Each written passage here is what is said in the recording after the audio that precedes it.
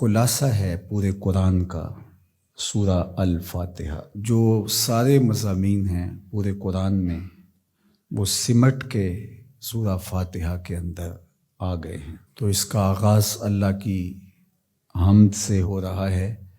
الحمدللہ، تمام خوبیاں اللہ کے لیے۔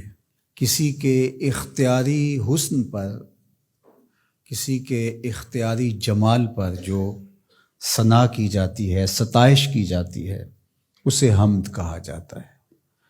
کچھ خوبیاں اختیاری نہیں ہوتی، غیر اختیاری ہوتی۔ اگر کسی کا رنگ سفید ہے، نقوش تیکھے ہیں اور اس کی آنکھیں نرگسی ہیں، اس کے دیگر اعضاء کا توازن بڑا اچھا ہے، تو یہ اس کا اپنا کمال نہیں ہے۔ ایک شخص عالم ہے، اس نے پڑھا، محنت کی، آگے بڑھا، تو یہ اس نے محنت کر کے ایک چیز حاصل کی، تو اس کا وصف بیان کرنا اور اس پر ثنا کرنا یہ غیر اختیاری حسن نہیں ہے بلکہ اختیاری ہے۔ تو کمال وہ ہوتا ہے جو چیزیں اختیاری ہوں۔ تو اللہ جل شانہ کی حمد اس لیے کی جاتی ہے کہ اس کی چیزیں، اس کا حسن غیر اختیاری نہیں ہے، وہ اس کا اختیاری ہے۔ اللہ اکبر۔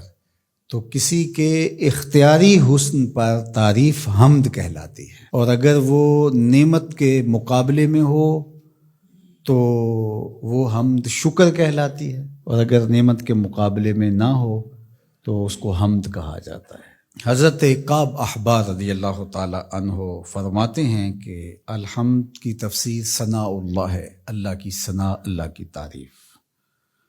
اور حضرت ضحاک بن مزاحم نے اس کا ترجمہ کیا ہے الحمدللہ رداء الرحمن، یہ رحمان کی چادر ہے۔ جس طرح چادر زینت دیتی ہے اور وقار کی علامت ہوتی ہے، اور اہل عرب کندھے کے اوپر چادر ڈال کر کے جو ہے وہ ایک خاص ان کی حیت ہوتی ہے۔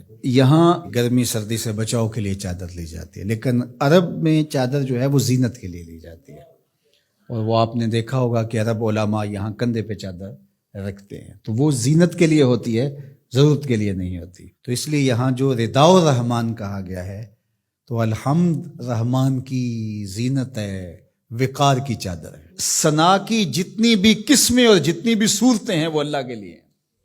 وہ ڈائریکٹ تعریف کی جائے تب بھی اللہ کی، انڈائریکٹ تعریف کی جائے پھر بھی اللہ کی ہے۔ یعنی پھول کو کہا جائے کیا خوب پھول ہے تو پھر بھی اللہ کی تعریف، اور کہا جائے سبحان اللہ پھول کو دیکھ کر پھر بھی اللہ کی تعریف، پاکیزگی اللہ کی بولی جا رہی ہے۔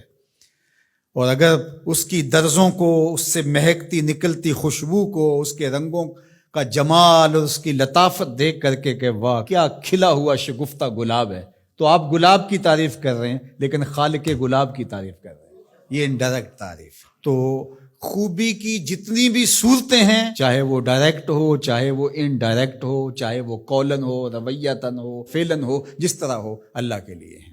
اس کی تم کیوں خوبیاں بیان نہیں کرو گے؟ الحمدللہ رب العالمین، وہ تمام جہانوں کو پالنے والا۔